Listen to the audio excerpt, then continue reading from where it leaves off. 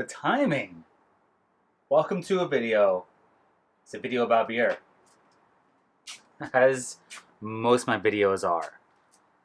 Yes. This is a beer about New Zealand hops. It is completed. But let's go back in time. Let's do the brew day. Let's have Past Jay talk about all this stuff. It makes the most sense if he just tells you all about it and we all enjoy the ride together. So Past Jay, why don't you tell us about this? So Future Jay, let me tell you about this. Please. Please do. New Zealand hops. That's what we're doing here today.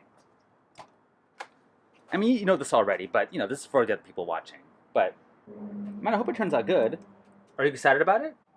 I am excited about it, and I'm excited for you to try it as well in the future, any minute now. But let's go through this first, and then you'll try it. I got 3 New Zealand hops, only New Zealand. That's all I wanted to do with this ones. I never heard of them before. First one is Kohatu. The ones I have are 5.4% alpha acids. It gives a very fresh aroma, tropical fruits, making it excellent for single hopped. It also has a complex woodsy and resinous character, and high myrcene content, which is that resinous sort of grapefruity thing that can happen in the beautiful hops that we all know and love. And named after a tiny village south of the hop growing region of Nelson. Go on. And the next one I have is New Zealand Waiti, WAI-ITI. And this is fresh hop aroma with fresh peaches, apricot characters with the weight of essential oils. Good coffee. Only 2% alpha acids are the ones I have, though. It's a new hop variety in 2011, and it was selected for its high oil contents. It's a granddaughter of USDA-developed Liberty, and is a triploid hop derived from 1/3 Hallertauer Mittelfrüh. Sounds interesting enough. The next one and the last one is Taiheke, Taiheke. It originates from an early U.S. breeding program circa 1956. It was bred from crossing English Fuggle with a male selection to be believed to have been a crossing of Fuggle with, Jason, get this, the Russian variety Serebryanka. Have you heard of that? Whoa, I no. don't think so. It has a lot of citrus, tropical fruit characteristics, and the power of resinous fruit mix on the senses makes it a real standout during selection. That was from the Yakima Valley website. I'll be using Just 2 Row, as you already know. And I will be using whatever you used to have. I think it's USO5 I have floating around. I hope I do, because recently I've been having good results with it. I had a phase where I was getting a bunch of diacetyl, but I think my pitching rates, I'm pitching a little less. I don't know if that's the reason why I'm getting better results. And so yeah, let's... What's next for the day? Oh, what's next? Oh, well, the water, of course. Let's do the water next. Please. So yeah, Future Jason, I'm getting the water going. And doing 4 gallons for a 2-gallon batch. I tend to find a lot of grain absorption happens on the system. I think just because a lot stays in the pump and the false bottom and the whole deal. I'll treat it with some minerals too. I mash in, get the pH to the right level. You know. You already did it. Okay, so I'm gonna add. I got my salt here. Hey, be honest with the folks at home. Be Well, honest. Fine. Be honest. Full disclosure, I ran out of gypsum. Yeah, it was terrible. Like 0.9 grams. I needed 3 grams. So what I'm going to do is actually add that in probably during fermentation. I'm going to go get some in the next couple days, order some online. Super annoying. I've never done it that way, but it's better than not doing it at all. And what I'm trying to go for is about 110 sulfate to about 40 chloride. So that's my ratio I'm going for. And I got my grains crushed. Going for 150, by the way, is the temp. Hey, Past Jay, tell them about the butter smell with lactic acid. So we have noticed that lactic acid does smell like butter. It's weird. And like the diacetyl, like caramel, actually. Got brought up to my attention on a Brewlosophy podcast. And I smelled it, and I was like, oh, crap. So I think they use phosphoric acid, I believe.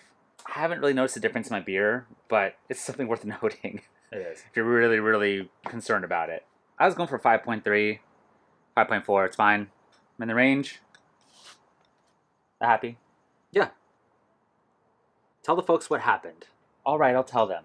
I'll tell them what happened. Yeah. Full disclosure, I wasn't happy with the 1047, and I added 2 ounces of DME just to get it to 1051, my pre-boil. And I did a calculation for that. I looked up the proper calculation instead of just dumping it in, which I've done in the past. Don't just dump it in, right? Yeah, don't do it. So yeah, I'm at 1051. We're rocking right now. He knows it. Yeah.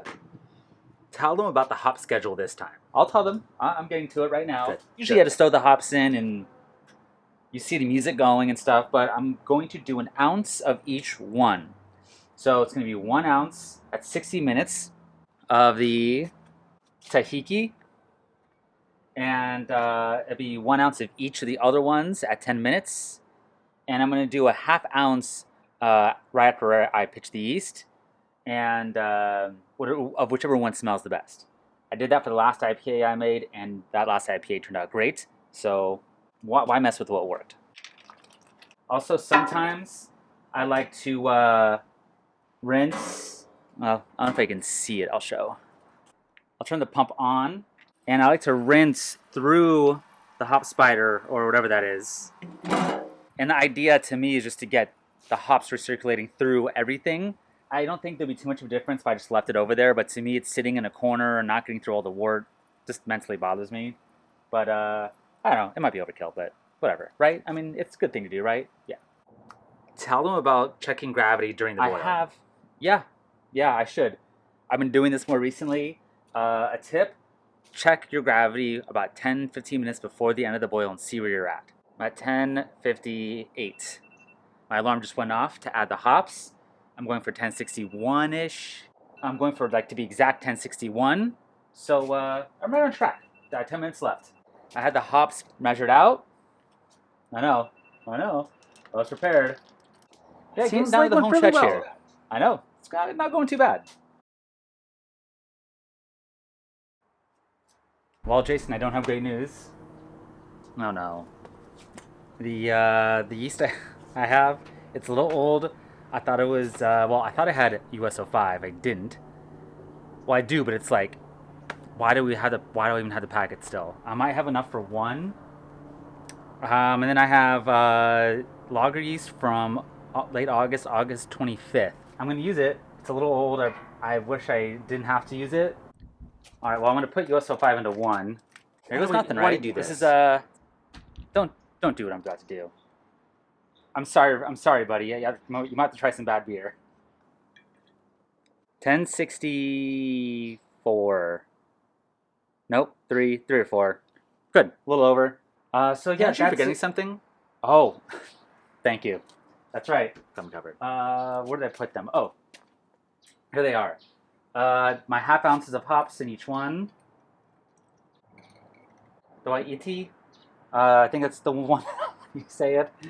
It smelled the best, so I'm using that for the most of the dry hops, and the other two got half ounce each in there. So that's it. I'm gonna dry hop in the keg. Whatever's left of the ounces, which is going to be 2 ounces total, and got 2 gallons. I'll combine them, and hopefully this all turned out. All right, Jay, back to you. Thanks, Let me buddy. know how it turns out, and the audience too as well. Right, we'll do. Got you covered. This is it. We're back. After we kegged it, this is it. Finished products. Let's see how it tastes. And smells, of course, and the whole thing. This is a little old. Month and a half or so. 2 months. Not ideal for an IPA, but we're dancing. We're in the ballpark. Smells delicious. Very, very pungent. Ton of fruit. Tangerines. I'm getting some... there's tropical fruits. That is the great description for this smell. And a little tangerine, but more tropical fruit. And it's never cleared up, by the way. So this is 2 months in, and this is very, very hazy still. Fun fact, not fun fact, potentially just a fun anecdote. I've known brewers who have brewed with New Zealand hops, and it turns hazy. Just the hops, that's all they changed. Machuca and Pacifica in particular, I've heard, even if you use like 810 yeast, US-05, that alone can create haze and hold the haze. Look at that, still hazy. 2 months in again, and I used lager yeast in USO5. So it's very interesting to note. If I'm gonna make a hazy beer, there might be something to that. I don't know. I didn't dry hop that aggressively. I think it was like what was it? It's 1.75 ounces or 1.5 ounces. So it wasn't that aggressive. Tastes delicious still. It's very it's aged really well actually. I know I just had some coffee, but it's all washed down now anyway. Now we're getting back to the palate cleanse. Super juicy, man. That is juicy without sweet. You know, some hazy IPAs can be, although I wasn't trying to make a hazy IPA, some can be too juicy, too sweet in my opinion. I've been on a clear IPA kick for a while now, Sarah and I especially. I like the hazy IPA occasionally, but it has to be drier in the taste. This is delicious. It's very dry. It's very, very, very juicy, very fruity. A touch of citrus there too. It is a beautiful IPA. This tasted amazing early on. Tastes even better now in my opinion. And I can't believe I'm saying that because it's been months. Awesome. Awesome hop combo. I would love to try and recreate this. I have rarely had any bad IPAs from New Zealand.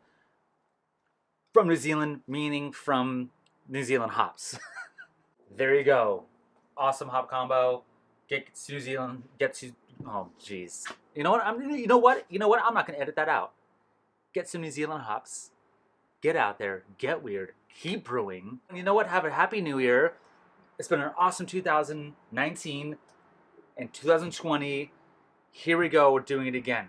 I have now been doing this for 3 years, making videos, and January 1st, 2017 was the very first video I uploaded. They're going to be 3 years to the day, starting now. It's been awesome. Have a happy New Year.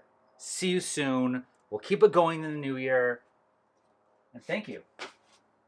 See you next time.